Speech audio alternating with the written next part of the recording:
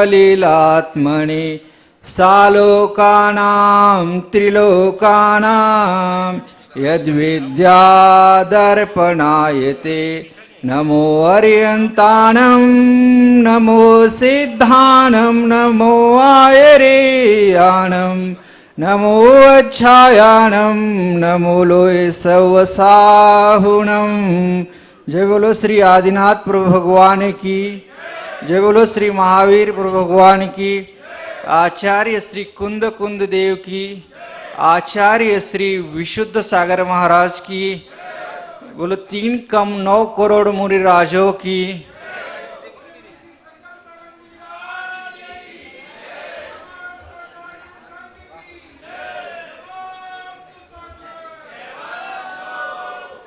बंधुओं, ये जिनेन्द्र वाणी जगत कल्याणी है, सब जीवों का कल्याण करने वाली है और सन्मार्ग पर लगाने वाली है।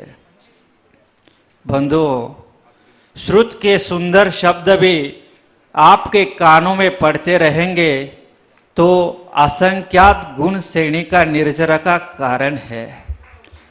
और वीरसेन महाराज जी कहते हैं, आचार्य श्री वीरसेन कहते हैं कि जो श्रद्धा पूर्वक श्रुत का पान करता है वो भविष्य का भावी भगवान होता है। बंधुओं, श्री का मिलना इतना महान नहीं है, मगर श्री जी की वाणी मिलना महान है। जिस वाणी से अपना कल्याण होता है, हित होता है, वो वाणी अपने को सुननी चाहिए। बंधुओं, आज हम देखेंगे कि भाषा भाषा में कैसे अंतर आता है। सुमित भाई एक दिन बाहर से घर में आ रहे थे तो उनके घर में बीच में एक गिलास रखा था। सुमित भाई ऊपर देख के चल रहे थे, घर में प्रवेश कर रहे थे। प्रवेश करते ही उनकी पैर की ठोकर से वो गिलास दूर गिर गया और वो एकदम से उनको गुस्सा आ गई। बोले, किसने रखा है बीच में गिलास? ये कोई रखने की जगह है क्या? और अपने पत्नी और बेटे को डांटने लगे। बेचारे शांति से उनकी डांट सुनते रहे और चुप बैठे। कुछ ही दिनों बाद सुमित भैया सोफे पर बैठे और गिलास से पानी पीकर जमीन पर गिलास रखा और उधर से उनका बेटा आया। आते ही उस बेटे की पैर की ठोकर से गिलास नीचे गिर गया। अब सुमित भैया क्या कहते हैं? अब देखो क्या कहते हैं, तुम देख के नहीं चल सकते हो? हैं? अब क्या कह रहे, तुम देखकर नहीं चल सकते हो क्या? एक उंगली उसकी तरफ है मगर 3 उंगलियां इनकी तरफ है, यानी इनसे भी पहले दोष हो चुका है। दोष होता है, दोष हो जाना, भूल से दोष होता है, मगर उस दोष को भूल मत जाना। अगर अंतरंग में शोधन की भावना आती है तो अपनी भव्यता पवित्र है, यह अंतरंग से समझना। क्योंकि अंतरंग में अपने शोधन की भावना आनी चाहिए कि हमसे दोष हुआ है, तो अपनी भवितव्यता पवित्र होती है और अपने चारित्र में यानी गुणों की वृद्धि भी होती है। बंधुओं, आचार्य श्री अपने प्रवचन में कभी भी यानी प्रसंग या घटना बताते हैं तो हर समय उनके मुखार बिंद से निकलता है 1990 या 1991, यही उनके मुख से हमेशा निकलता है और वो उसी टाइम की घटना सुनाते हैं। मगर हम इतनी लंबी घटना नहीं सुना सकते आपको, क्योंकि आचार्य श्री तो सुना सकते हैं, क्योंकि आचार्य श्री इस श्रमण संस्कृति में चिरकाल से दीक्षित है और हमारी दीक्षा तो अभी 17 में हुई है और अभी 22 चल रहा है। तो अभी हमें 5 साल भी नहीं हुए हैं, 5 साल अभी अगले 6 अक्टूबर को होंगे। तो अभी हम तो अभी की ही घटना सुना सकते हैं। बंधुओं, रायपुर के विहार के पहले ही बात है, ऐसे ही प्रवेश हुआ था और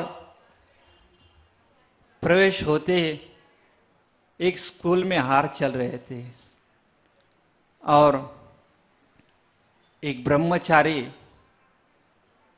मुस्कुराते हुए हमारे पास आया। हमने बोला, बड़े खुश दिख रहे हो, मुस्कुरा रहे हो। वो बोला, गुरुजी क्यों ना मुस्कुराऊं, क्यों ना खुशी अंदर से भाव आ रहे हैं खुशी के। हमने बोला क्या हुआ? वो बोला, हमने अभी दिगंबर मुनिराज की 2 अजैन बंधु से प्रशंसा सुनी। हमने बोला ऐसा? बोले वो प्रशंसा कर रहे थे दिगंबर मुनिराज की। उन्हें क्या ऐसा दृश्य दिखा जो वो प्रशंसा कर रहे थे? उन अजैन बंधु ने एक मुनिराज को खड्गासन मुद्रा में ध्यान करते हुए अचल मुद्रा में देखा था। बारिश हो रही थी और तब भी मुनिराज अचल ध्यान में खड़े थे। तो वो अजैन लोग देखकर अचंभित हो गए, यानी कहने लगे कि हमारे साधु तो इतनी तपस्या नहीं करते हैं, मगर ये मुनिराज हिल भी नहीं रहे हैं, इतनी अचल मुद्रा में खड़े हैं। इसीलिए तो समदभद्र महाराज जी ने सूत्र लिखा है, विषया आशा वशाति तो निरारंभो परिग्रह ज्ञान ध्यान तपो रक्ता तपस्वी सब प्रशस्ति। जो ज्ञान ध्यान में लीन रहते हैं ऐसे मुनिराज प्रशंसनीय होते हैं। हमेशा आचार्य श्री ज्ञान ध्यान में लगे रहते हैं। बंधुओं, आप एक मुनिराज के लिए आप एक नारा लगाते हो। कौन सा नारा है वो? पता है आपको? बता सकते हो? सोनू भाई बताओ। नहीं, बैठ के हम आचार्य के सामने खड़ा नहीं करते आपको, बैठ के। हाँ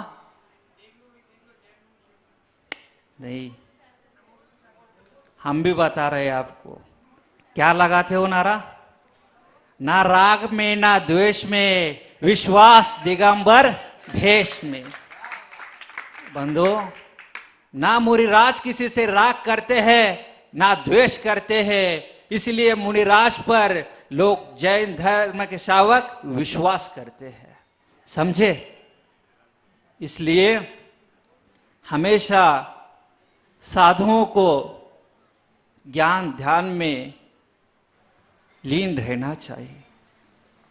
बंधुओं, आपको पता है विद्यालय में बाहर लिखा रहता है, ज्ञानार्थ आइए और सेवार्थ जाइए।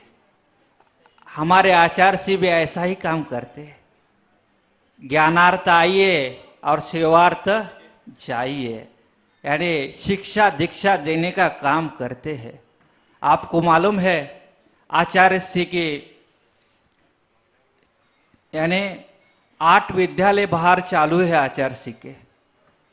आचार्य के शाखा है 8, मालूम है? आचार्य यहाँ बैठे हैं, ये मुख्य शाखा है, मगर 8 बाहर मुख्य उपशाखा है जो ज्ञान का अर्जन दे रही है। मनोज्ञ सागर सिक्कर जी में, और प्रशम सागर नागपुर में, सुप्रभ सागर विदिशा में, और आदित्य सागर इंदौर में, और जो समत्व सागर जो है वो टीकमगढ़ में दे रहे हैं, अर्जित सागर पश्चिम बंगाल में, और आस्तिक्य सागर यही महवा में, जो ज्ञान का सुयस सागर आपके बगल में ही है दुर्ग, जो ज्ञान का अर्जन करके यहाँ से निकलकर ज्ञान का दान दे रहे हैं। ऐसे आचार्य श्री के उपशाखा है, और भी उपशाखा निकलकर भारत में और भी भ्रमण करेगी और ज्ञान दान देते रहेंगे। बंधु, आचार्य श्री ने जो हमें शिक्षा दीक्षा दी है, उनका उपकार हम मानते हैं, और इसीलिए ध्यान जो रहता है आत्म उन्नति का कारण है। ज्ञान से ध्यान होता है, और ध्यान से ही मोक्ष की सिद्धि होती है। इसलिए सभी को शुद्ध का भी अभ्यास करते रहना चाहिए। शुद्ध का अभ्यास करते रहेंगे तब भी हम इस संसार सागर से तीर सकते हैं। जिनवानी माँ क्या समझा रही है? तेरे अंतर में भगवान है, मगर तू फिर भी अनजान है। जिनवाना माता समझा रही है, सिद्धो जैसी तेरी शान है। द्रव्य से परमात्मा, शक्ति से परमात्मा, भव्य कर ले प्रभु का प्रभु से मिलन। एक कारण प्रभु, एक कार्य प्रभु, गुण तेरे सिद्धो जैसे, लगा ले लगन। कितनी महिमा है हम क्या कहे, गंधर्व कत के हैरान। माता जिनवानी समझा रही है, सिद्धो जैसी तेरी शान है। मोह दिव्य धुनी माँ, वंदनी माँ तरन तारणी। जो भी जिनबर हुए आत्मानुभूति से हुए। आत्मानुभूति छठा सावनी, देशना वीत राग की सुन। चढ़ गई आत्म अनुभव की धुन। वंदना बंद ना हो मेरी, मुक्ति दाता मेरी शान है। मुक्ति दाता मेरी शान है। बंधु, इस संसार से, इस संसार के कारागृह से निकालने के लिए एक जिनेंद्र भगवान के वचन ही अमृत है, जो इस संसार कारागृह से अपने को पार कराने वाले हैं। इसलिए जिनेंद्र वाणी हमेशा सुनना चाहिए, और सुन के अंदर गुनना भी चाहिए। बिना गुना कल्याण नहीं होगा, क्योंकि इस कान से निकाल कर इस कान से निकाल देने से किसी का कल्याण नहीं होता। जब अंदर तक, हृदय तक पहुंच जाती है बात, और तभी अपने ज्ञान का विकास होता है। और अज्ञानता से क्या होता है? अज्ञानता से दुर्गति को प्राप्त होता है, और दुर्गतियों में यह जीव भटकता है। त्रियंश गति में अनेक दुख भोगता है, और नरक गति में दुख भोगता है। इसलिए दुख नहीं चाहिए, तो अपने को धर्म की आराधना करनी पड़ेगी। पंच परमेष्टि की आराधना करके अपने निशुद्ध ज्ञायक आत्मा पर दृष्टि डालनी पड़ेगी। जो निज आत्मा है वो शुद्ध है। संसार अवस्था में लगता है अशुद्ध है, पर वास्तविक देखा जाए तो वो शुद्ध है। जैसे पानी को एक गिलास में रखो तो वो कैसा रहता है? शुद्ध रहता है। अगर तुम बाहर से मिट्टी उठाकर उसमें डालोगे तो क्या होगा? वो मटमैला दिखेगा, मगर वास्तव में देखोगे तो तुम मिट्टी निकालकर वो पानी कैसा रहेगा? शुद्ध रहेगा। दूध में पानी मिला होता रहता है, मगर तब भी दूध दूध है, पानी पानी है। वैसे इस शरीर में आत्मा मिला है, मगर तब भी शरीर शरीर है, आत्मा आत्मा है। इसे क्या कहते हैं? भेद विज्ञान। भेद विज्ञान यानी लक्षणों से अपने को जानना। जो लक्षणों से अपने को पृथक करके जानता है, क्योंकि मैं शरीर नहीं हूं, आत्मा हूं, ये बात जिसके समझ में आती है तो वो इस संसार में ज्यादा देर नहीं ठहरता, उसका मोक्ष हो जाता है। कवि ने लिखा है, जब निज आत्म अनुभव आवे तब कुछ न सुहावे। जब निज का अनुभव आता है तब बाहर की कोई भी वस्तु हमको प्रभावित नहीं कर सकती, क्योंकि अगर बाहर की वस्तु प्रभावित करती रहेगी तो फिर से हम इन राग द्वेष मोह के बंधनों में पड़ते रहेंगे और इस संसार अटवे में भटकते रहेंगे।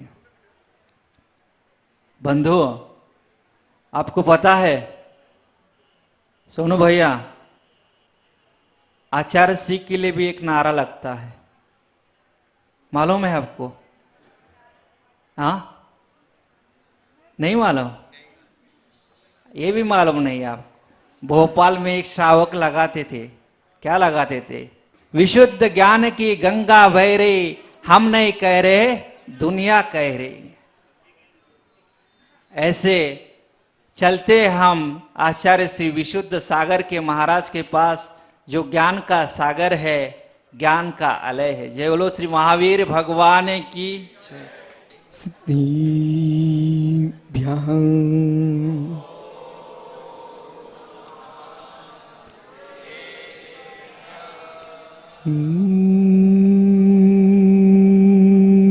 नमः सिद्धिभ्यः।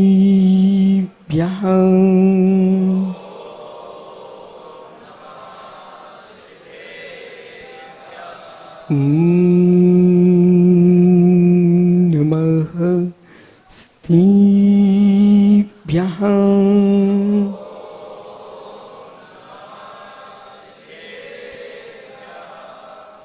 श्रीमुत्पुरुंगुंभीरं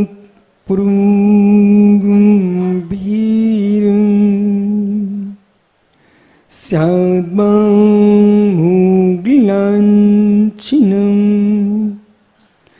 जियात्रिलोकिनाथस्य साश्रीनं जिनसाश्रीनं साश्रीनं जिनसाश्रीनं साश्रीनं जिनसाश्रीनं डुमुरिं ताडुं डुमु सिद्धाडुं डुमु आयरियाडुं डुमु छायाडुं डुमु लोई सोविसाहुडुं। अनंत अनंत परम सिद्ध भवानी की, एक जड़वान शांतिनाथ स्वामी की, एक जड़वान महावीर स्वामी की, परम पूज्य आचार्य भगवान कुंद कुंद स्वामी की, परम पूज्य आचार्य रविराग सागर मुनि महाराज की, अहिंसामय विश्व धर्म।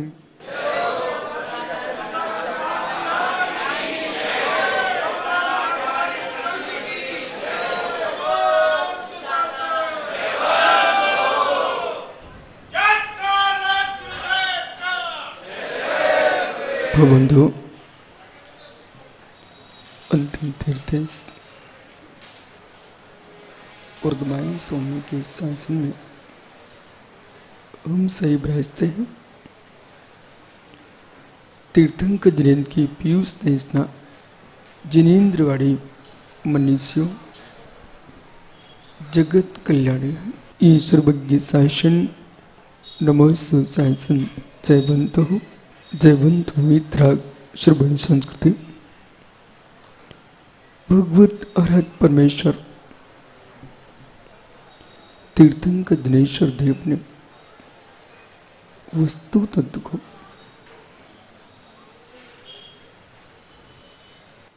अनंत धर्मात्मक दृष्टि से जगत के प्राणी मार्ग को प्रदान किया है। विश्व वसुंधरा जिस सत्य से अनुग्रही, उस सत्य को भगवान ने व्याख्यात किया है। जगत में ऐसे बहुत लोग हैं जो अहम में भर करके यूं कह रहे थे मैं ही सत्य हूं। अपने मुख से अपने को सत्य कहना बहुत सरल है। मैं ही सर्वस्व हूं, ये शब्द भी बोलना बहुत सरल है। स्वयं के मुख से अथवा स्वयं के परिचित लोगों से प्रशंसा पा लेना सरल है। जो तुम्हारा नहीं है, जिससे आपसे कोई प्रयोजन नहीं है, ऐसा अपरिचित पुरुष भी आपकी चर्चा करे तो आप प्रशंसनीय हो। जिससे आप मिले हो, जो आपका है, वो तो राग के बस भी बोल सकता है। कोई पिता अपने बेटे को गलत नहीं कहना चाहता, कोई माँ अपने संतान को असुंदर नहीं कहना चाहती। हर माँ की दृष्टि में प्रत्येक बेटा अच्छा है, लेकिन इस बात को आपके राग से युक्त वचन सत्य नहीं कह पाएंगे, क्योंकि आगम कहता है कि राग जो है वो सत्य से बहुत दूर रखता है। अपने जीवन में सत्य समझना है तो दोष में बच के रहना। जयेश भाई, राग और द्वेष, द्वेष भी सत्य नहीं कहने देता बोटू भैया, और राग भी सत्य नहीं कहने देता। राग अवगुणियों में गुण देखता है, राग अवगुणियों में गुण देखता है, और द्वेष गुणियों में दोष देखता है। इसलिए दोनों सत्य नहीं कह सकते। जिसके पास राग नहीं है, द्वेष नहीं है, वही सत्य बोल सकता है। और जिसके पास राग द्वेष संग्रहित है, वो संजय गंगवाल सत्य बोलने की कभी हिम्मत भी नहीं जुटा पाएगा। इसलिए संसार में सबसे पहले आपको सोचना पड़ेगा, मैं मुख खोल रहा हूं, इसमें राग तो नहीं है। मैं मुख खोल रहा हूं, इसमें द्वेष तो नहीं है। प्रवचन सभा में वक्ता बन के आने के पूर्व, प्रवचन सभा में वक्ता आने के पूर्व ऐसे विचार करके आना चाहिए जैसे कि एक समर भूमि में सैनिक जाता है, अपने अस्त्र शस्त्रों की जंग को हटा के जाता है। मालूम चला कि अस्त्र तो बहुत सुदृढ़ है, लेकिन जंग खाया हुआ है। जैसे कि अस्त्र को जंग से शून्य करके बाहरी आयुधशाला में प्रवेश करता है, अस्त्रों को देखता है, पर समर भूमि में प्रवेश करता है, तो मेरे मित्र आयुधों को सुधारता नहीं है, आयुधों का प्रयोग करता है। ऐसे ही अनेकांत भैया बेटा समझ, यदि जीवन में कहीं वक्ता बन के आने का अवसर मिले तो पहले मंच पे आकर के नहीं सोचना चाहिए मुझे क्या कहना है, आपको सोच के आना चाहिए कि मेरे अंदर राग देश की जंग तो नहीं लगी हुई है। रागी रागी अब गुणों में गुण देखेगा, रागी अब गुणों में गुण देखेगा। जितने राज्यों का नाश हुआ है, राजवंशों का नाश हुआ है, जितने धर्म नष्ट हुए हैं संप्रदाय, उसका मूल बिंदु ये था कि वे योग्य न होने पर भी अपने आप को योग्य कह करके आगे आ गए, तो अयोग्यों ने देश का, राष्ट्र का, समाज का, धर्म का नाश करा दिया। या फिर जो द्वेषी लोग थे उन्होंने योग्यों को आगे नहीं आने दिया। जो द्वेषी लोग थे उन्होंने योग्य लोगों को आगे ही नहीं आने दिया। जब आगे तुम योग्यों को आने ही नहीं दोगे तो आपकी अयोग्यता, मेरे मित्र, सम्मान तो पा सकती है पर सम्राट पद नहीं चला सकती। अयोग्यता जो है कभी दीर्घ समय नहीं पूर्ण कर पाती है। अयोग्यता नियम से नष्ट होती है। किसी संस्था को, धर्म को, समाज को, राष्ट्र को ऊंचाइयां देना चाहते हो तो मित्र योग्य अयोग्य का ध्यान देना पड़ेगा। कभी कभी सुधीर भैया सुंदर चेहरे तो नहीं होते, सुंदर चेहरे नहीं होते, पर बुद्धि सुंदर होती है। इसलिए वहां चेहरे की महिमा न गा करके बुद्धि की महिमा गाना चाहिए। और कहीं ऐसी भी आवश्यकता पड़ती है जब बुद्धि की आवश्यकता नहीं है, बात चेहरे की आवश्यकता है, तो उस चेहरे वाले को बिठा देना चाहिए और उससे कहना, सुन मात्र मुझे तेरा चेहरा ही दिखाना है, चेहरे का ही पुरस्कार है, रहना मौन। क्या बोल के भेजना कि आपको, मैं भी कहीं किसी को भेजता हूं ना तो मैं बोल के समझा के भेजता हूं, वहां पर आपको मात्र अपना सुंदर चेहरा दिखाना है लेकिन वचन नहीं बोलना है। और जिसका चेहरा सुंदर नहीं है वो वचन सुंदर है, तुम तो छुपके मात्र दूर से बोलते रहना, लेकिन तुम्हारे चेहरे की कीमत नहीं है, तुम्हारे वचनों की कीमत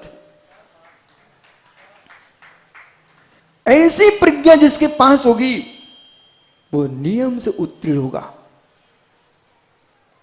पर जो व्यक्ति चेहरा सुंदर नहीं है तब भी दिखाने जाएगा तो फेल हो जाएगा। जिसकी बुद्धि सुंदर नहीं है दिखाने जाएगा फेल हो जाएगा।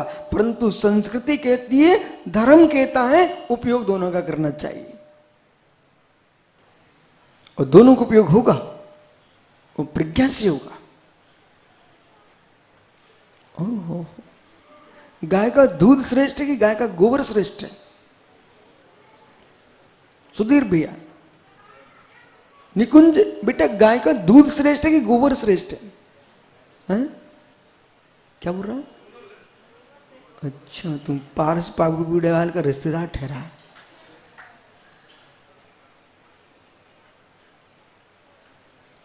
दोनों श्रेष्ठ हैं।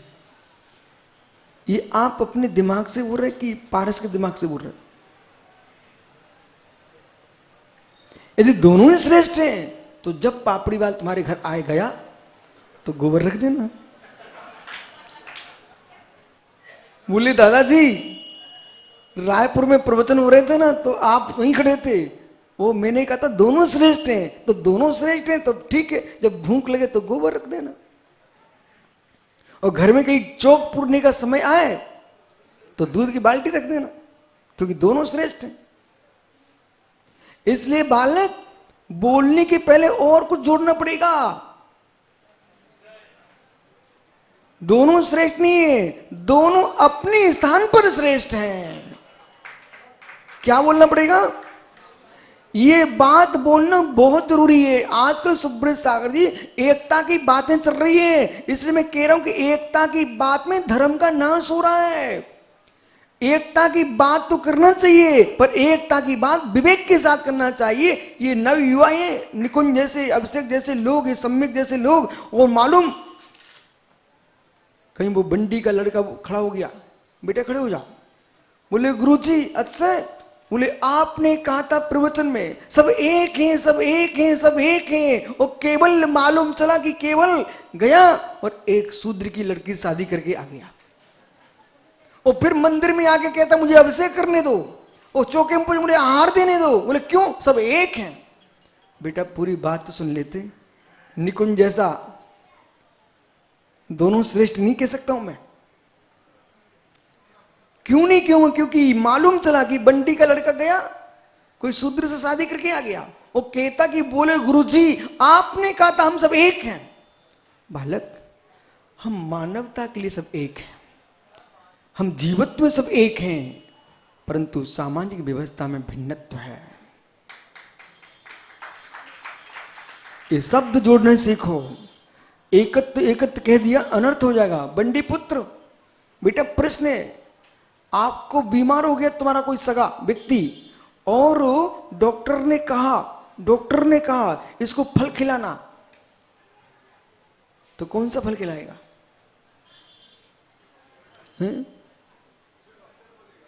उसने तो कहा फल खिला देना, तो कौन सा फल खिलाएगा? एप्पल।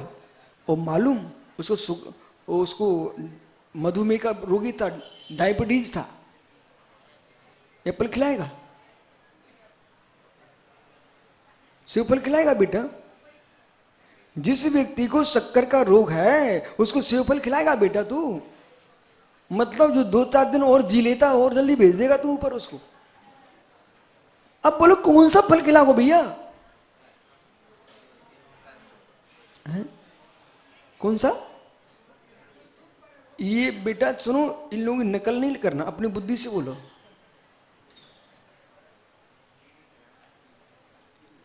हैं? पपीता खिलाओगे? और उसको गैस का रोग हुआ तो? आप कौन सा फल खिलाओगे? डॉक्टर ने कहा फल खिलाना, तो आप धीरे से तुम्हें पूछ लेना चाहिए बेटा कि डॉक्टर साहब फल तो खिलाऊंगा, लेकिन ये तो बताओ कौन सा फल? नहीं तो आपने कहा मेरे गुरुजी ने सिखाया था सब एक से। वो मालूम चला जिसको शक्कर की बीमारी थी उसको तुमने सेव फल और केले की कटोरी भर के रख दिए, वो मालूम चला कि बेचारा शाम तक ओम नमः सिद्धिभ्य। इसलिए जिसको ये रोग है ना उसको कड़वे फल खिलाओ। करेला खिलाना चाहिए था, समझ रहे ना? अब फल खिलाएं तो क्यों खिलाएंगे? जो कसाइले फल हैं, आंवला खिलाना, मिर्ची खिलाना, कसाइले फल हैं। अब आपसे कहा मित्र, आपसे कहा फल खिलाना। अब समझो ध्यान से निकुंज, दूध अच्छा कि गोबर?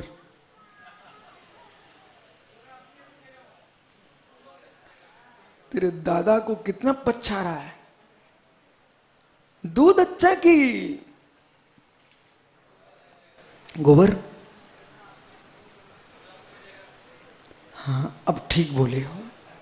इसलिए भाई अधिक सरल मत बनना, इतना सीधा मत हो जाना। सीधा तो मैं भी हूं, परंतु किसी विवेकहीनों की बात नहीं मानता। विषय पकड़ना। यदि देश में शूद्र नहीं होंगे तब भी काम नहीं चलेगा, क्षत्रिय नहीं होंगे तब भी काम नहीं चलेगा, ब्राह्मण नहीं होंगे तब भी काम नहीं चलेगा, और मित्र वैश्य नहीं होंगे तब भी काम नहीं चलेगा। चारों वर्णों से देश चल रहा है बराबर। तो गोबर भी चाहिए, लेकिन कहीं तुम गोबर की गंध देख करके और कहो कि गोबर चाहिए ही नहीं, गोबर चाहिए ही नहीं, तो विश्वासक दूध भी नहीं मिलेगा। जाओ, जिसको गोबर नीचे वो दूध भी नहीं पा सकता। समझ, केवल बुद्धि लगाओ।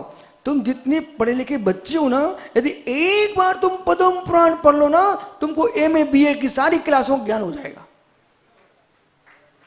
एक बार पद्म पुराण का स्वाध्याय करो। सब बच्चों को 11 दिन में पद्म पुराण पूरा करना चाहिए। जो छात्र 11 दिन में पद्म पुराण का अभ्यास पूरा कर लेगा उसका नियम से बुद्धि का विकास होता है। 11 दिन में पद्म पुराण पूरा करो, 8 दिन में आदि पुराण पूरा करो, और फिर आप देखो कि बुद्धि बढ़ी कि नहीं। तुम्हारे बंडी पिताजी है ना, वे भी सोचेंगे कि मेरा बेटा कहाँ चला गया। संजय अपने बेटे से कहते ना, बेटा 11 दिन में पद्म पुराण का स्वाध्याय कर लो और 8 दिन में आदि पुराण का स्वाध्याय कर लो। जितने माता पिता अपने बच्चों को होशियार देखना चाहते हैं, लेकिन एक दिन भी कम नहीं होना चाहिए। 8 दिन में महापुराण आदि पुराण, 11 दिन में पद्म पुराण। पंडित रतन चंद जी मालूम इंदौर के हैं, वे पद्म पुराण इतना बड़ा विद्वान है, बड़े बड़े ग्रंथों का ज्ञानी जीव है, लेकिन पद्म पुराण का स्वाध्याय करने सम्मेशकर में जाकर के वहां टॉप पर बैठ करके पद्म पुराण पढ़ के आते हो।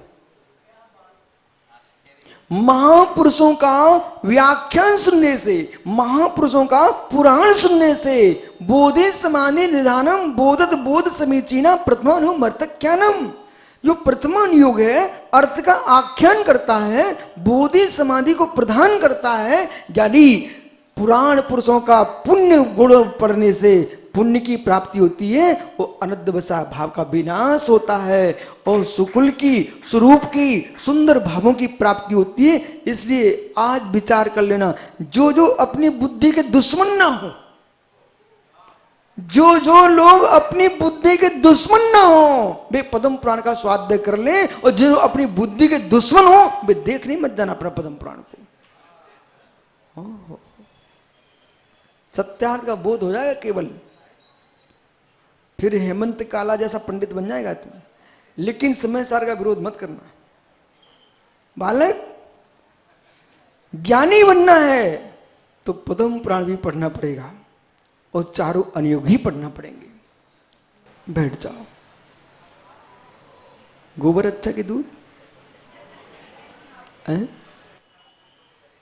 अपने हिसाब से दोनों सही हैं, लेकिन गोबर के स्थान पर दूध का प्रयोग नहीं हो सकता और दूध के स्थान पर गोबर का प्रयोग नहीं हो सकता है। इसी प्रकार से शूद्र की कन्या के साथ जैन की शादी नहीं हो सकती और जैन की कन्या के साथ शूद्र की शादी नहीं हो सकती। इसलिए इस बात का ध्यान रखना, नहीं तो पापड़ी वाली आहार नहीं दे पाओगे। आज तुम मुस्कुरा के चौके में पहुंच जाते ना, फिर दूर खड़े रहोगे, बोले कभी गुरुजी को आहार देते थे। कितनी युवा सभा में ऐसे बैठे जो जीवन भर पड़घान करेंगे और साधुओं को आहार देंगे। तो बेटा समझ जाओ, आहार देना चाहते हो, पड़घान करना चाहते हो, तो घर में उसे ही लेके आना जो पड़घान में सहयोग कर सके। बैठ जा ज्ञानी। बंडी पुत्र, बेटा कौन सा फल खिलाएगा तू? बस तेरी बात पूरा करता आगे चलना। मुझे जो बीमार था उसे तुम फल कौन सा खिलाओगे? हैं? अब तुम ठीक बोले हो। जैसे डॉक्टर कहे आपसे बेटा फल खिलाना, तो उससे धीरे से पूछना, मित्र फल तो खिलाऊंगा, परमेश्वरी ये तो बताओ कौन सा खिलाऊंगा। तो इसी प्रकार से अखंडता है, एकता है। फलों में नाम की एकता है, पर फलों के धर्मों में एकता नहीं है। कोई फल गर्म होते हैं, कोई फल ठंडे होते हैं। ओहो, मालूम है आपको? लीची का नाम सुना? वो कैसा होता है? आम का नाम सुना? वो कैसा होता है? बेटा लीची की तासीर भी लोग ठंडी कहते, लेकिन वो भी गर्म होता है। और बोध होना चाहिए, बर्फ कैसी होती है? ठंडी। लेकिन कभी खा मत बैठना, वो गर्म होती है। और गर्म न होती होती तो आज के डॉक्टर कहते हैं बर्फ से सिकाई कर लो। गर्म होती है, मालूम? इसलिए जब तक वस्तु की प्रकृति का ज्ञान न हो जाए, ऊपर की ठंडेपन को देख करके बर्फ खाना प्रारंभ मत कर देना बेटा। और आम की गर्मी को सुन करके आम खाना बंद मत कर देना। यदि आम का पना पियोगे तो ठंडा हो जाएगा और सीधा खाओगे तो मेरे मित्र गर्म हो जाएगा। काली मिर्च का नाम सुना? वो ठंडी होती है, गरम। सीधी खाओगे ना बेटा, ऐसी आग लगेगी पेट में। जितने लोग अधिक मसाला खाते हैं, जितना अधिक मसाला खाते हैं, वे सब पेट के रोगी हो जाते हैं। लेकिन वही काली मिर्च घी बूरे के साथ खाई जाए तो मस्तिष्क को ठंडा कर देती है। इसी प्रकार से अनुमान अनुपात का भी बोध होना चाहिए, अनुपात का भी बोध होना चाहिए, वस्तु व्यवस्था का बोध होना चाहिए, अखंडता एकता की बात के साथ साथ व्यक्ति के धर्म का भी बोध होना चाहिए, अन्यथा अनर्थ हो जाएगा। हर छात्र के लिए जहाँ स्कूलों में, कॉलेजों में, धर्म सभाओं में, राजनीति की सभाओं में ये सिखाया जाता है हम सब भारतीय एक हैं, तो हम भारतीयता के नाम से एक हैं, वो होना ही चाहिए। लेकिन धर्म से एक नहीं हो सकते। जैसे वृक्ष जाति से एक है सब, लेकिन आम के वृक्ष पर अंगूर कभी नहीं लगेगा, जामुन के वृक्ष पर आम कभी नहीं लगेंगे। इसलिए जामुन जामुन है और आम आम है। जो चुनाव को जीतने के राग में देश में अखंडता फैला रहे हैं, वे देश का नाश कर रहे हैं। उन्हें चुनाव के राग में ऐसे बोलना चाहिए, हम सब भारतीय एक हैं, देश की उन्नति के लिए हमको एक होके आना चाहिए और स्पष्ट बोलना चाहिए, हम सब क्षत्रिय ब्राह्मण वैश्य शूद्र सब मिलकर के देश की उन्नति करें। पर ऐसा नहीं बोलना चाहिए हम सब एक हैं, नहीं तो मालूम फिर तुम्हारे घर में जाकर के कोई शूद्र की कन्या पहुंच जाएगी, बेचारी को तुम हाथ का पानी नहीं पीते हो, वो घुट घुट के मर जाएगी वहां। आप समझा करो। इधर पापड़ीवाल जी खड़े हो गए, मालूम, बोले सारे समाज एक है, सारे समाज एक है, मालूम। और जब किसी गरीब की बेटी की इनके घर में आ गई, बेचारी को जीने नहीं देंगे।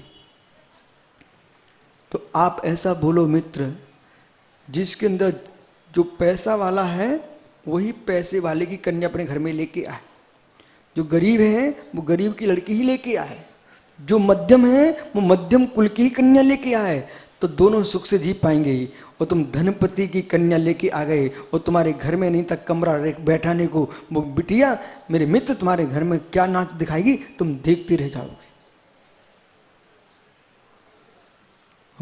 सोनू, जितनी बुद्धि चले उतनी बुद्धि वाली से शादी करने का।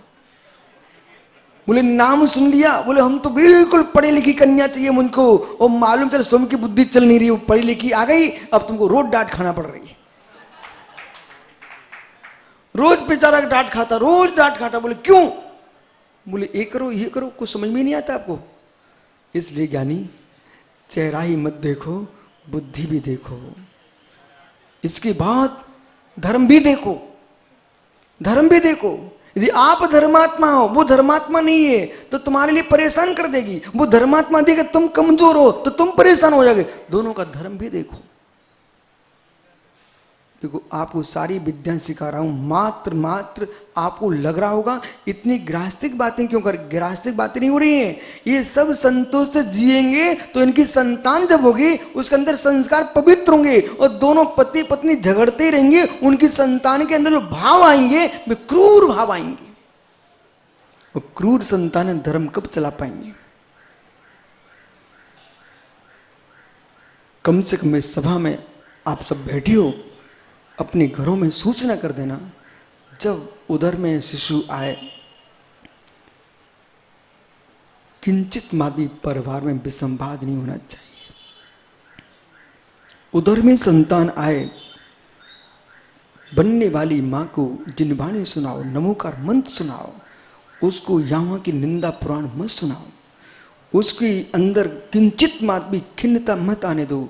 जैसे एक दिगंबर मुनि के पास जाकर के आपको समाज की, देश की, राष्ट्र की किंचित मात्र भी कोई बाहर की बातें नहीं करना चाहिए। बोले क्यों? क्योंकि उनके गर्भ में धर्म पलता है, जैसे पत्नी के गर्भ में संतान पलती है। यदि गर्भ का संस्कार विपरीत हो गया तो संतान का क्षय हो जाएगा, और साधु के भाव विपरीत हो गया तो धर्म का क्षय हो जाएगा। इसलिए मित्र, गर्भस्थ अवस्था में उसको तस्वीर भी दिखाओ तो किसी एक्टर हीरो की मत दिखाओ, बीत लागे दिगंबर जनदेव और निर्गंथ गुरु की दिखाओ। हे मित्र, यदि आपके लिए कोई स्तोत्र भी सुनाना हो तो उसको सुना देना कि हे देवी, जो मानतुंग स्वामी ने लिखा कि इस पृथ्वी पर वे ही परमाणु थे जिससे जिनदेव का जन्म हुआ है, जिनका शरीर निर्मित हुआ है, आप ऐसा ऐसा संतान को जन्म दो कि इस पृथ्वी पर लोग कहें कि बेटा तुम इन परमाणु से रचा गया है कि जो परमाणु कोई दूसरे नहीं थे। ऐसे तुम बेटा संतान श्रेष्ठ होगी। तो आपको यह भी तो मालूम है सूर्य महान होता है तो पूर्व दिशा का भी तो नाम होता है। ओ बंडी पुत्र सुधांगनी बेटा, क्या बोला मैंने? सूर्य महान होता है, जगत को प्रकाश देता, बराबर। सूर्य महान होता है, जगत को प्रकाश देता है। तो सोनू, यदि सूर्य महान होता है, सूर्य का नाम यदि लिया जाता है तो पूर्व दिशा का भी नाम होता है। यदि संतान श्रेष्ठ हो गई तो तुम्हारे माता पिता का भी नाम आएगा, और शिष्य श्रेष्ठ हो गया तो गुरु का भी नाम आएगा।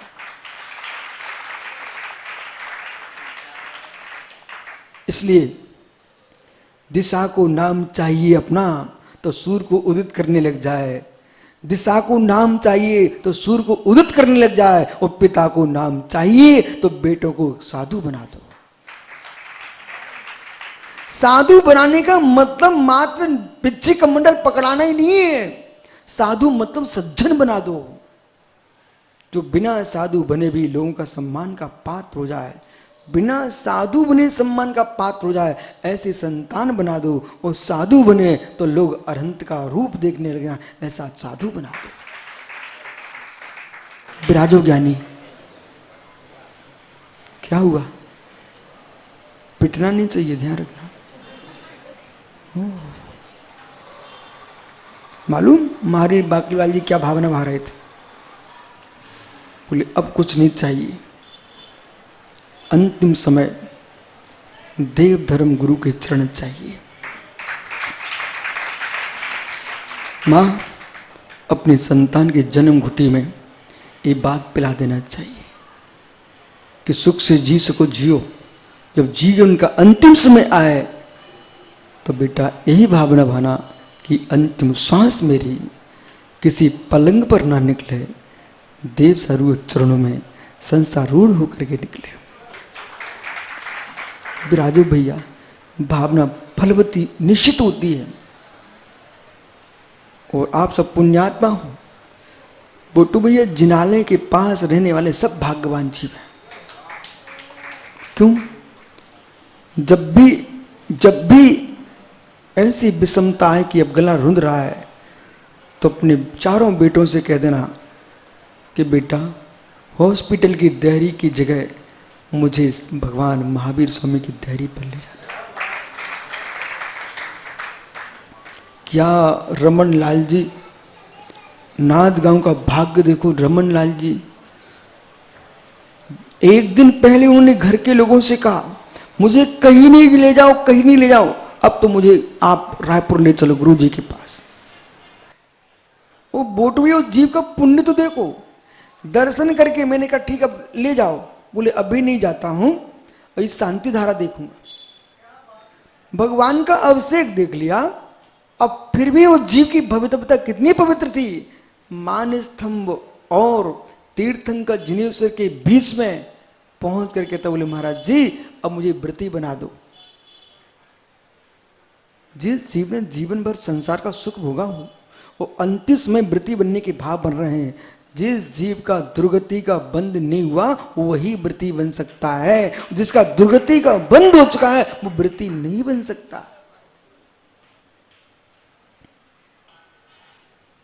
ये प्रमाण पत्र सिद्धांत का से कोई टाल नहीं सकता है। जिस जीव का दुर्गति का बंध नहीं हुआ, यहां तक कि मनुष्य आयु का बंध नहीं किया जिसने, नरक आयु का बंध नहीं किया जिसने, त्रिंच आयु का बंध नहीं किया जिसने, 3 आयु का बंध जिसने नहीं किया, या तो कोई आयु का बंध नहीं किया हो तो देव आयु का बंध किया हो, ऐसा जीव ही व्रती बन सकता है। जिसने मनुष्य आयु का भी बंध कर लिया वो भी व्रती नहीं बन सकता। ये प्रमाण पत्र से कोई टाल नहीं सकता। इसलिए ज्ञानियों, संसार का सुख कर्माधीन है। संसार का सुख कर्माधीन है तत्व का निर्णय स्वाधीन है। अपना अपना तत्व का निर्णय करके जियो, तत्व का निर्णय करके जियो। ये विभूतियां, ये चेहरे की चमक अच्छे लंबे समय नहीं चलती बेटा। ये चमक विलीन हो उसके पहले मैं अपने आप में चारित्र से अपनी आत्मा को चमका लेंगे। डायरी पे लिख लेना, डायरी पे लिख लेना बेटा, केवल घर में जाके लिख के टांग देना। बोले क्या?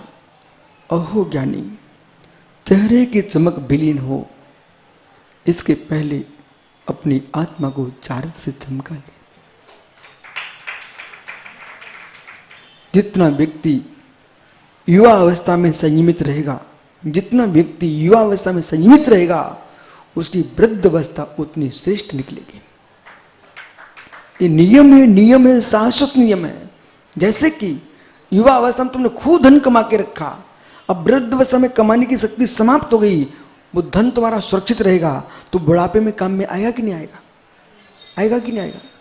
ऐसे बालकों, जिसने अपने शरीर की शक्ति को युवा अवस्था में संभाल के रखा है, जैसे आपके पिताजी बोलते बेटा जुगत से खर्च करो। क्या बोलते हैं? जुगत से खर्च करो। तुमने दिन भर टीवी देखी, दिन भर कान लगा के सुनते रहे, वो क्या लगा लेते हैं? कान फोड़ डाले, आंखें फोड़ डाली। अब बताओ समाधि काल में कैसे नमोकार सुन पाओगे और कैसे भगवान के दर्शन कर पाओगे? जिस व्यक्ति को अपनी आत्मा का शत्रु न बनना हो, समाधि भंग न करना हो, नीलेश आज से अपने सारे मित्रों से बोल देना बेटा कि भैया वैसे मैं जिनवाणी सुनने के लिए भाग जाता था, पर एक दिन धोखे से मेरे कान में जिनवाणी पड़ गई, उस दिन से मन मानते ही नहीं पहुंच जाता। सत्य है कि नहीं? हाँ, सबके चेहरे में परख लेता हूं। ओहो, जब से एक दिन कान में जिनवाणी पड़ गई, मन कहता कि चलो कब समय होता चलूं। बेटा विश्वास मानो, तुम तो अपनी ऑफिस छोड़ के आती हो। मैं भी एक दिन प्रवचन सुन गया था आचार्य विराग सागर के, तो मालूम स्कूल का बस्ता छुपा करके रख दिया, सीधे पहुंचे भिंड। कहाँ? आचार्य विराग सागर चैत्यालय मंदिर में प्रवचन कर रहे थे। सुनो नीलेश, जब भगवान की पूजा का समय आता था तो मैं इतनी जल्दी तैयार हो जाता था कि स्कूल छूटे नहीं, भगवान की पूजा भी ना छूटे। जब तक तुम ग्रस्त हो, दो काम कभी मत छोड़ देना। अरहंत की पूजा, निर्गंत को दान। जब तक तुम ग्रस्त हो, जो व्यक्ति बिना पूजा किए और बिना दान के मुनिराज बन जाते ना, उनको मालूम जीवन में आनंद नहीं आ पाता। सूखे सूखे मुनि बन गए हो, कुछ गीले होके बनते तो तुमको आनंद आता। तब को मालूम चलता कि राजकुमार गंगवाल ने इतने दिन चौका लगाया और महाराज जी तुम उन्हें देखे भी नहीं। मित्र सुनो, अब मालूम चलता है यदि अंदर चौके में पहुंच गए और जरा सा कुछ देखे तुरंत भाग आए, चौका लगा के महाराज बनोगे ना तो ऐसे बहाना खोज के भागोगे नहीं। बोले यहाँ लुचैया अच्छी नहीं बनी सरवार सागर की, मतलब थाली देख करके निकल गए। बोले बहाना खोज, बोले मेज हिल रही थी, बेंच हिल रही थी, चौकी हिल रही थी इसलिए लौटाए। चौकी हिल रही थी कि तुम्हारी बुद्धि हिल गई थी, यहाँ खाना अच्छा नहीं मिल रहा। ज्ञानी, यदि ऐसा तुमने किया तो पहले चौके लगाना चाहिए, फिर महाराज बनना चाहिए, तब मालूम चलेगा कि भाई बहुत मेहनत लगती है, बैठे रहो। इसलिए ज्ञानियों अभिप्राय लगाना चाहिए। मित्र हे मित्र, अब और सुनो, कभी गुरु मुनिराज को आहार दी बना। यदि आपको आज ही वैराग हो जाए तो कोशिश ये करना कि पहले आहार दे लेना, फिर दीक्षा लेना। और अरहंत देव की पूजा, सरवार सागर जी, अरहंत देव की पूजा बिना किए कभी साधु नहीं बन जाना। इसलिए दीक्षा विधि में लिखा है कि पहले अरहंत का गर्धर वाला विधान होता है दीक्षार्थी का, बिना गर्धर वाले विधान की दीक्षा नहीं होती। विधान होता है और जितने प्रशस्त परिणामों से तुम विधान भगवान का करोगे, विधान करोगे, उतना तुम्हारा संयम का विधान अच्छा बनेगा। कभी मत छोड़ना दो काम। और तीसरा, कहीं सदगुरु के उपदेश मिल जाए बेटा तो लाखों करोड़ों का इनकम भी हो रहा तो छोड़ के आया ना, हो सकता है कहीं और कुछ बनने वाला हो। ठीक है, जितने मुनिराज यहाँ बैठे हुए ना, ये सब प्रवचन सुन सुन करके आए। ये तो महात्मा जी तुम्हारे संकल्प राय भी प्रवचन कर रहे थे ना, इनको तो मैं जानता भी नहीं हूँ। अब मैं तो प्राय किसी को भी नहीं जानता था। ये टीवी पे सुन सुन करके बैरागी हो गए और सुब्र सागर चौराहे पे खड़े खड़े बैरागी हो गए। ज्ञानियों, यदि जीवन में अंतरंग की शुद्धि चाहिए है तो ज्ञानी, आजकल गाड़ियों के धुले के लिए पैसा लगने लगे, बड़े बड़े, हाँ समझ गया ना, जिनका कोई काम नहीं है, बोले कुछ नहीं है, अब कैसे पैसे कमाए, चलो एक गाड़ी धोने का स्थान बना दो, बराबर ना। तो गाड़ी धोने मात्र जो धोता ना, उसको भी पैसे मिलते हैं धुलवाई के, बराबर कि नहीं। कितने लोगों का काम चल रहा है, जो बच्चे धो रहे हैं, हाथ फिर रहे हैं, उनको भी पैसे मिल रहे हैं, और जिनकी मशीनें उनको भी पैसे मिल रहे हैं, धुलाई के पैसे मिलते। बहुत जब गाड़ी वाले को धुलाई के पैसे मिल सकते हैं बाकीवाल जी, तो हम भी तुम सबकी धुलाई कर रहे हैं तो अपन को भी पुण्य मिलेगा।